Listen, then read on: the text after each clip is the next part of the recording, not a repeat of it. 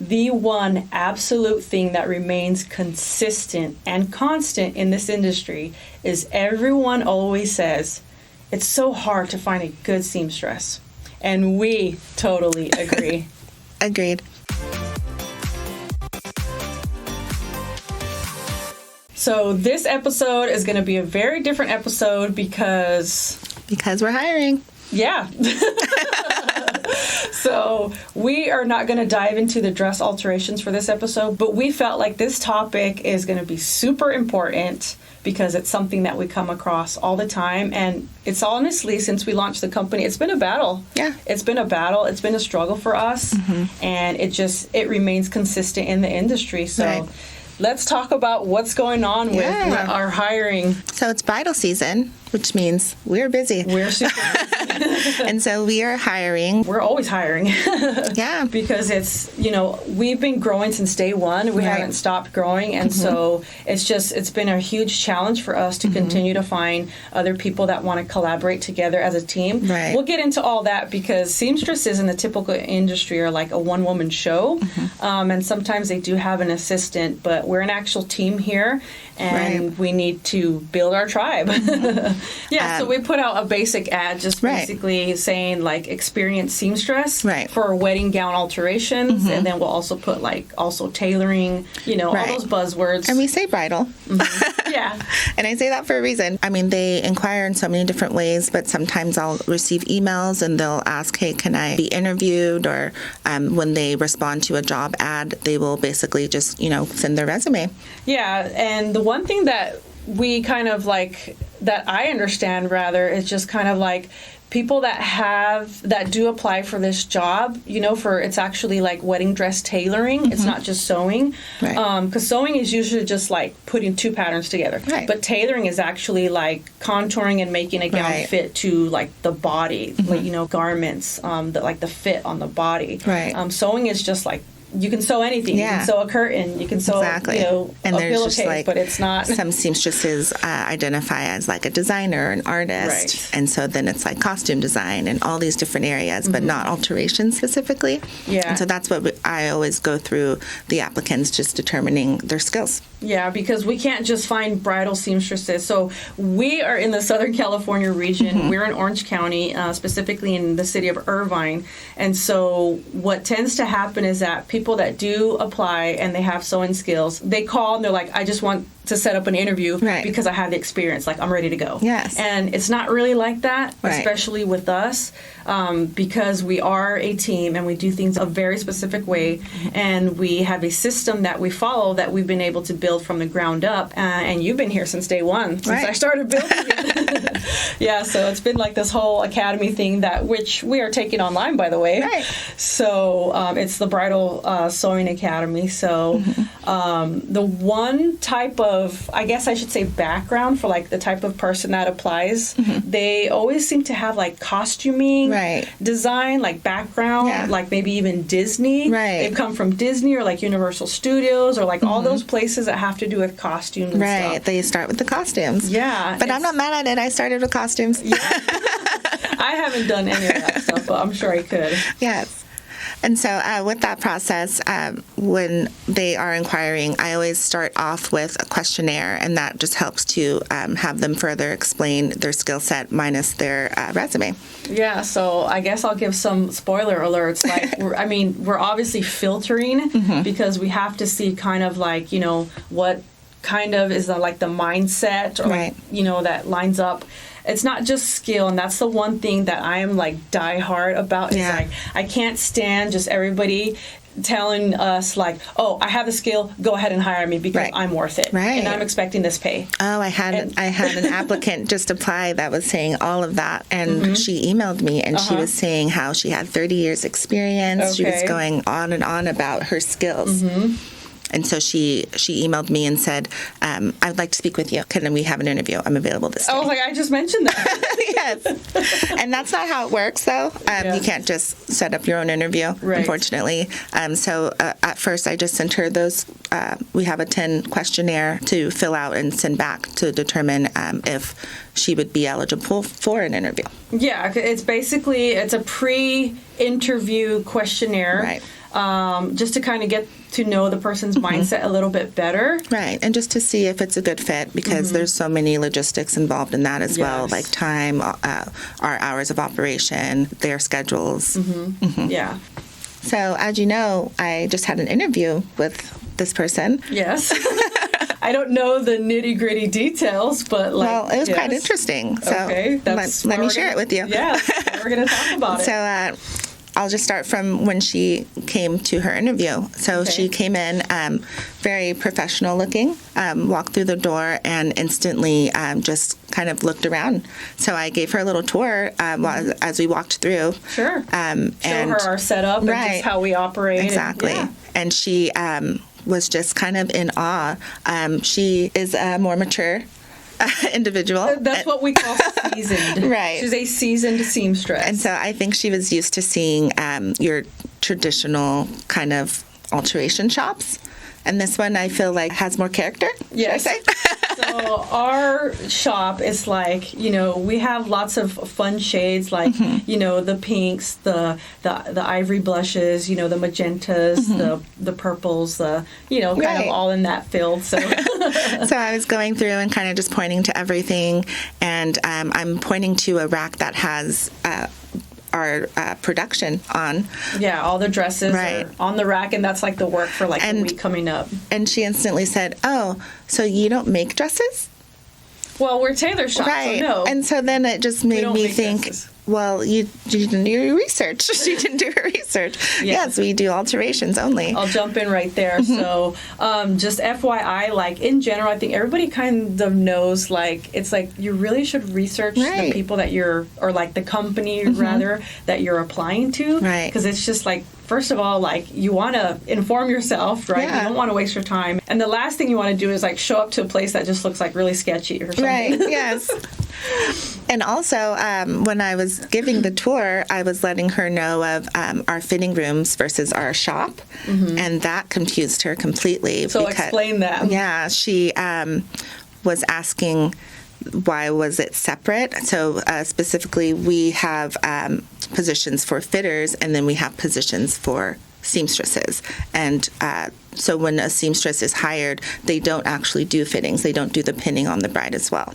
Yeah, so because we are a team, we're not a one-woman show, Right. and we are high in demand, which is why we are a team. That's why I sought you out from the beginning, right? Yes. And why you've been seeking out other seamstresses, other people to join our tribe, so to speak. Right. So we have 2 fitting rooms, because any other seamstress is going to work out of their home. Typically, that's the way that the industry goes. Right. They work out of their home because it's just a service, and they have their sewing machine set up, and they don't need anything fancy necessarily. But it does help to have like a really big mirror. Okay, so that way the bride obviously can see herself in the mirror. Right. But basically, we're kind of like we're in the office like buildings that have warehouses in the back, and we're next to like John Wayne Airport, like the landing strips literally like two buildings behind us, and then there's a landing strip, so we hear the airplanes all the time. But for us, we are like one of a kind. At least I don't know any other like bridal tailoring studio that like operates the way that we do as a full team. We're just like a full separate service. Right. And that's why I always like to start off interviews letting them know that. Yeah, because we do have 2 fitting rooms up front, because we are super high in demand. And then we also have a big, like, I would say it's the fitting rooms up front. Then we have like the big storage and steaming pressing area there. And then we have the warehouse, which is like all the sewing in the back. Yes. And it's pretty big back there. So yeah, where the magic happens. Yes. The workshop, right? Yes. So yeah, there's kind of like 3 sections to this building, but it's like it's all inside one building. I think like something went on in her head, and then it went on in my head, just like a flag. She was requesting that she wanted to do fittings. She wanted to pin to be able to do the sewing. I felt like it was very new for her to see that concept of it being separate. Yeah, because the ad says experienced seamstress, but it doesn't say anything in the title or in the job description as a fitter or fitting dresses or working with the bride. We literally just need somebody to do like taking care of all the tailoring on the gowns and all of that. And so she just asked several questions about that.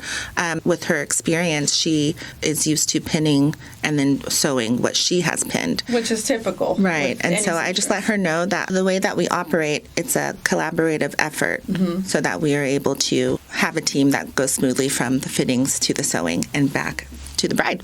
Yeah, so we all basically, the dress goes through all of our hands. Right. Yeah, it's not just everybody doesn't fit the bride, Right. though, or see the bride. And with our process, I feel like it eliminates a lot of errors or miscommunications as well. And so with the interview, she was asking, she just seemed very anxious at that point, and she was just asking, Really? like, how does this work? Like, I'm just so blown away. You just got started with Right. it. And it's just, in my head, I thought it was in a good way of, oh, yeah, you just get to sew. You just get to, progress with your skills and learn more and see more because you're not having to worry about the pinning or with the bride. Let the fitter handle that. Okay, so I'll jump in here because in general, if she's already told you that she has 30 years of experience, Right. that's probably not going to go over well. And I'll explain because you and I, our mindset is that school ends, but education continues. Right. So we continue to learn Exactly. like every season, like the trends of dresses, different or new alterations. I mean, there's pretty much anything we can't figure out. Right. It's just something else will come along and we're like, oh, let's approach this differently. Yeah. Like we basically have a system that we follow. And then Right. at the end of the day, once we've applied that system, then it just comes down to creative freedom. And I don't think that's what she was grasping. Yeah. Because she isn't used to systems. And she even verbally said, well, everyone does it their own way.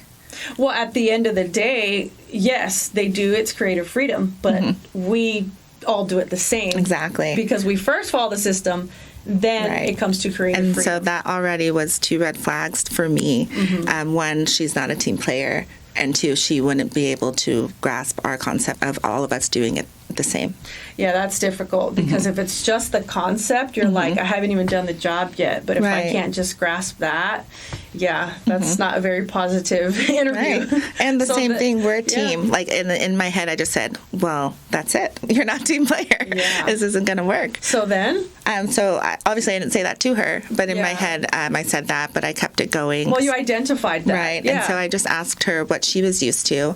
And she mentioned that she did have her own shop and that she had for, I don't know, a couple years. But then she moved to Orange County where she was hired at a bridal shop where they had an in-house alterations. Okay. And Well, she yeah, was that's... an alteration specialist, basically. Yeah, that's understandable because if she just moved, it's kind of the same thing. Like I left Dallas to come back home, which is here, and so it's like I had to start fresh. So it's like I didn't just like put up an alteration shop, right? Yeah, exactly. So yeah. And she claimed to have gotten the job within, a couple months from her moving here. Yeah. Well, And so with that, she stayed there for probably like a year. Okay. She worked at one location, and then they opened another location, I believe in the Los Angeles area, where she had to travel to back and forth for 2 locations. Oh, man. And then with the Los Angeles location, she was the only one. and that's the problem in this industry is that there are so many people out here in the Southern California region Yeah. that like brides every year. It seems like the number of proposals just keep increasing Right. over and over, and it's like, oh my gosh, it's like. And she did mention from the move that business was good here. Yeah, business is booming here. So it's like if you're in this industry, we need more seamstresses. I mean, just the commute alone from like Orange County to Los Angeles area, it's like, oh my gosh, it's like an hour bare minimum. And depending Yeah. what part of LA, Right, it 'cause could be traffic like is 2 brutal. hours. Super brutal. In LA, one time it took me 48 minutes to go 3 miles. Yeah, that's true. It's ridiculous. So tell me how all of that worked out with her. How did she do it for so long? she was complaining about that for one, and then course. she did mention that she would speak often to her manager about getting extra help or even just staying at one location, but they didn't want to hire. Yeah, so in general, like bridal stores, not every bridal store has an in-house alterations. That has to be a whole nother podcast Right. episode for so many reasons. But in general, it makes it easier for the bridal store to just be like, we sell you the dress, we're done, here's a list of referrals for a seamstress. Yeah. Well, I don't know all the rhyme or reason why they didn't want to hire, but Right. I could probably give like some theories. You know, like especially looking at, well, just the information you told me about the boutique where she did work at. They do sell higher end gowns, okay? And because they sell higher end gowns and they do have like an in-house alterations, like not everybody's going to feel comfortable with just hiring any seamstress off the street. Right. I mean, the way that it goes in this industry is like I can go to Walmart, go pick up a machine and start handing cards as soon as I'm checking out, purchasing the actual machine and be like, I'm a bona fide seamstress. Right? Yes. And I'd be like, here, I can hem your pants, I can shorten your skirt, I can take in your waistband. Fake it till you make it. Exactly. And that's the problem, like in a creative industry, is that anybody can just put like a label on them that says, I am a this or I am a that, and then they're in business. Right. But then the customer will come to these people and then they'll be like, oh, well, they messed up my garment. They did a terrible job. Well, yeah, because they just declared it. And the reason why people are just declaring that they're, experienced or they're professionals or whatever is because there's no regulations in this industry. There's no law to say this sewing talent or whatever is going to be legally registered, and whatever like creative thing you can do to this garment, we're going to regulate that. Like, it's not like changing a car on a tire. It has to be balanced. Yeah. There's no balancing because it's creative. And so everything's creative freedom. Everything's free form. And it's just kind of however we want to approach it. Yeah. So like, these are the problems in the industry. And also with just finding the experienced ones, they have to be paid well. I was like, yes, they do. And let me just say that when we started this company, okay, we're not trying to like flex our bridal biceps or anything, but basically we were paying double the rate of minimum wage, to certain people who, earned that wage. But it was just like, now that the way experienced seamstresses are approaching us, it's just kind of like they're naming their own price. Right. Because that's what they're used to, because they're independent. And then they do go to bridal stores as contractors and say, you either do or don't have an in-house alterations. Well, I can come in, borrow your dressing room space for a little bit, do the fitting, take the gown off your hands so you don't have to store it in your, your bridal shop so it doesn't take up space. It's not in the way. You don't have to deal with it. And I just take everything at home, and then I come back and see the bride and do all these fittings again. Right. So that's just how everything works as a contractor, and that's typical for that. Right. But we're different. Completely different. And so I thought for her, I didn't know that she didn't do her research, but I thought that was why she was inquiring to be hired here. To work with us, yeah. That must have been like super, super stressful for her to be taking on 2 bridal stores, little on one. The majority of bridal shops, they usually do only have 1 seamstress because they usually just do standard alterations. Standard alterations just means they'll maybe like shorten straps, give you bra cups, take in the size of your dress, and shorten your hem. But what we do is we do like heavy contouring where we literally make the gown fit like a glove. This is why we have a system put in place so that whoever goes through like our training program, this is why we're able to hire other people to bring onto our tribe, and that we can collaborate together as a team because we all do it the same way. Right. And so that's why I always like to say we work smarter, not harder, because I have had my fair share and I've learned working alongside so many other seamstresses and tailors alike, men and women alike, and where everybody's just all over the place again because it's free form and it's all that creative freedom, and I'm like, that's a no here. That's not the Love So True way. We have built a system that we follow because it's impossible to say, oh, well, let's have a training on every specific dress and design and alteration in the world. Like, that's impossible. And we know that. But that's why the system that we have, we apply the principles and the golden rules of thumb, and all these things. And then at the end of the day, once we've exhausted all of our resources, then it's like, okay, well, now that you know how to apply the measurements, now that you know where to, take it in, then it's up to you if you want to make your cut like a little this way, or if you want to make your cut into the dress a little that way. That's the creative freedom part. And she did have her own shop where I asked if she did hire other seamstresses, and she did. But she was just so... Interesting. Yeah. And so I asked a little bit about that, and she was saying how, it's impossible to have a team do it all the same. So now I'm taken back by that. Okay. So how is it that she was able to hire an assistant? She hired, and then she basically kind of Hired and dismissed, fired. right, because She fired him. because they weren't doing it the way that she wanted to. But yet she's Exactly. not understanding or not. I don't Because know. it's the industry. That's how the industry is. They do their own thing. You give me the dress, I'm going to do it my way and give it back to you. So then how come, I don't know if respect is the proper word, but Right. how come she's not respecting or accepting Exactly. what we're asking from I her? think she might have been a little jealous that we could do it. That it was working out for us. I mean, it works. The system works. It's kind of like numbers don't lie. And it's kind of like when I'm explaining to you, for example, if you're doing a bodice alteration and I explain the circumference, Yeah. numbers don't lie. If you're trying to make the circumference of a Right. body like smaller or bigger, like the number either adds up or it doesn't add up at the end of the day. So that's very interesting. That seems very off. What I got from that was that she just didn't want to learn. And that's what some seamstresses, because they are set in their ways, they Yes. just don't want to learn something new or learn a different technique or a different way of doing it. So we've had multiple people in the past that have worked for us, or I should say tried to work for us because they didn't last. Right. So it kind of seems like everybody like gets to a certain point and then after they drop off. Right. Because then it became uncomfortable. Yeah. Then when it becomes uncomfortable, they're long gone. Right. And we're like, well, I mean, you're never going to master anything if you just drop off. Yeah, you got to and keep you gotta leaning be in. uncomfortable. Yeah, you gotta be comfortable with getting uncomfortable. That's what this industry takes, because like brides are always needing and demanding more things, and it's like there's always like new tools or equipment that's always out there. It's not necessarily needed for the industry, but it's Yeah. like I want the new high-tech machine. Yeah. I want the new high-tech tools, right? Right. And then it's also like dress trends and everything are changing, and the things, It's always changing. it's always changing, always evolving. So it's not like So why you not learn- learn with that too, right? Right. So the mindset of most of these seamstresses that I've even personally worked with is that they're like, well, I learned to do it and it's done.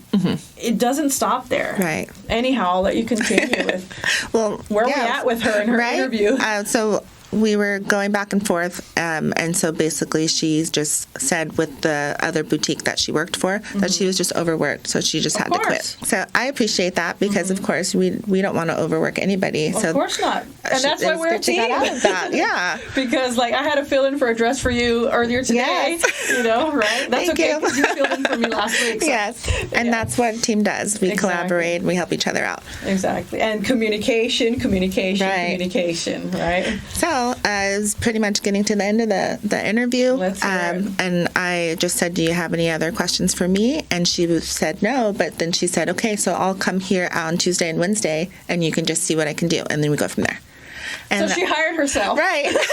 And I said, no, we'll let you know. And she didn't grasp it. I guess the interview process also is different with contract seamstresses. Yes. And so because they are the interviewer. Right. They come in, they're like, here's what I got to Yeah. offer. Here's what I'm doing. and I was just like, whoa. Yeah. Well, we'll let you Yeah. know. We'll call you. Oh, well, I mean, especially also if she's, you know, what we call very delicately a seasoned seamstress, you know, that's how she rolls. Yeah. That's how she operates. So we didn't hire her. No.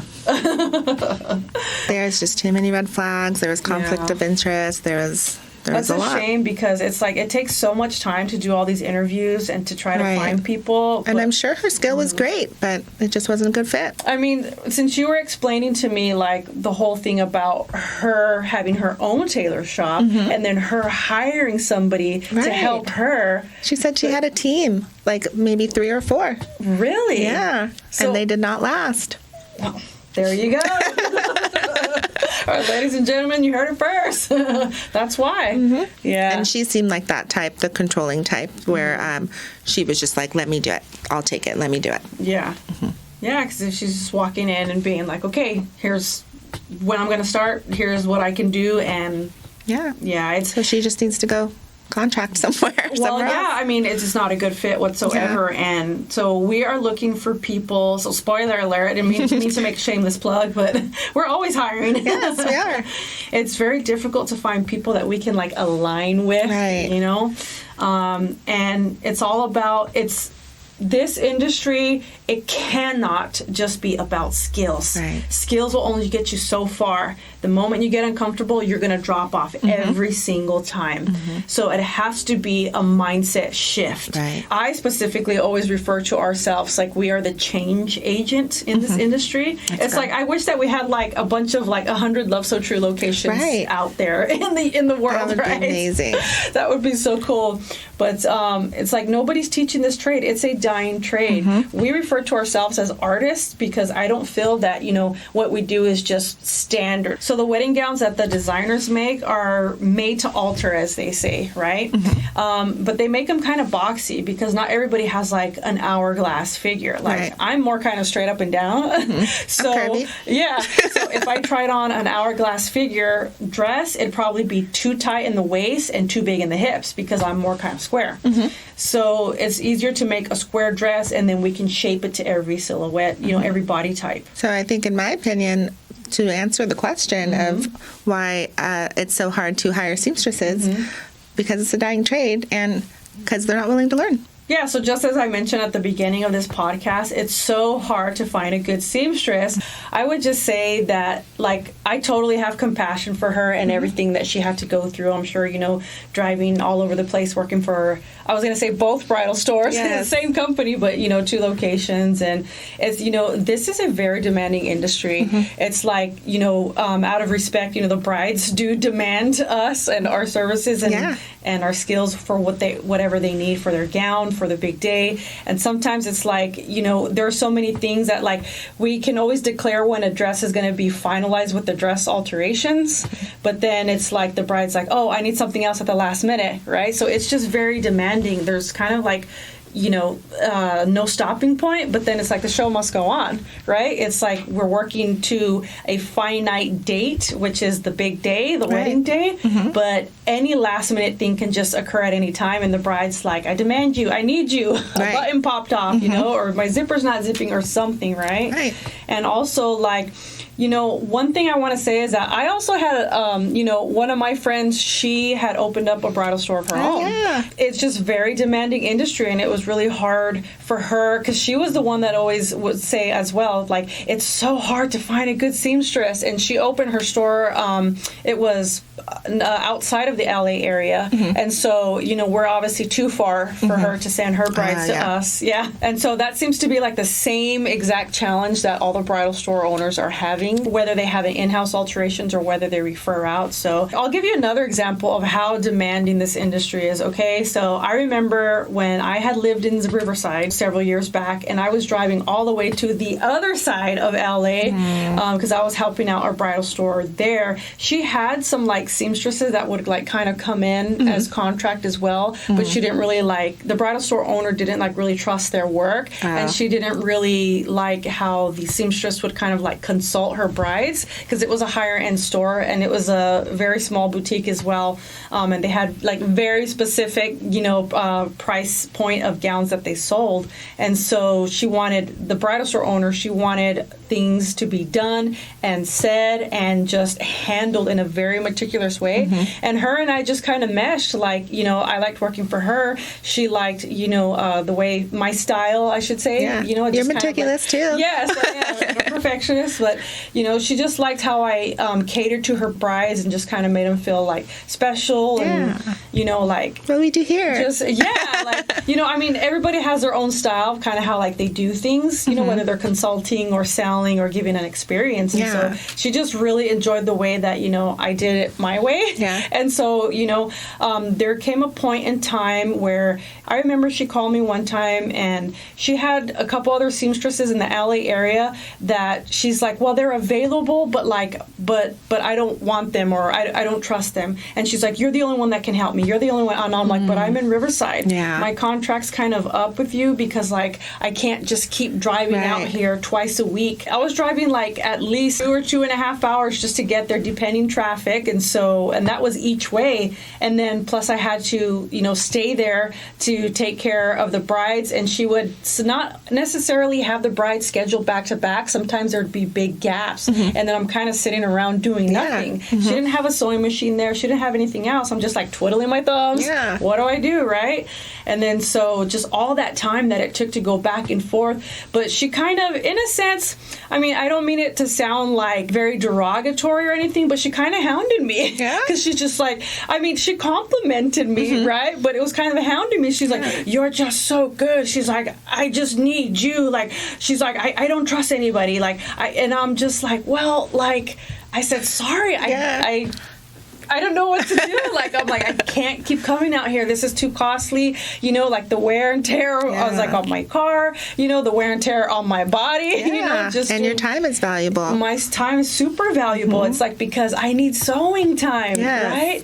And so that was taking out, like, you know, anywhere from 4 hours to 5 hours out of my day just to travel, and then to have to get home. Most people are done working by like the 8 hour. The 8 hour mark, right? Yes, the 8 hour marker, you know, and so for that relationship, it's like I wanted to kind of keep the contract, but I'm like, I just couldn't make it work. It's just, it's too vast. I think she found a seamstress that she liked, and it's hard to come by. Yes, and that's the entire point to this whole thing, is like I can have sympathy and empathy for all of the seamstress out there that are struggling, for all of the bridal store owners, you know, that have the same problem as well, as far as referring, because it's a reflection on their business as well. And then the same thing, I feel just as bad for you, the brides out there, because, you know, you never really know how you and your seamstress are going to collaborate, and you don't really even know, like, the type of work or how your gown is going to look, what the end result is going to be like. And so this industry operates on purely 100% trust,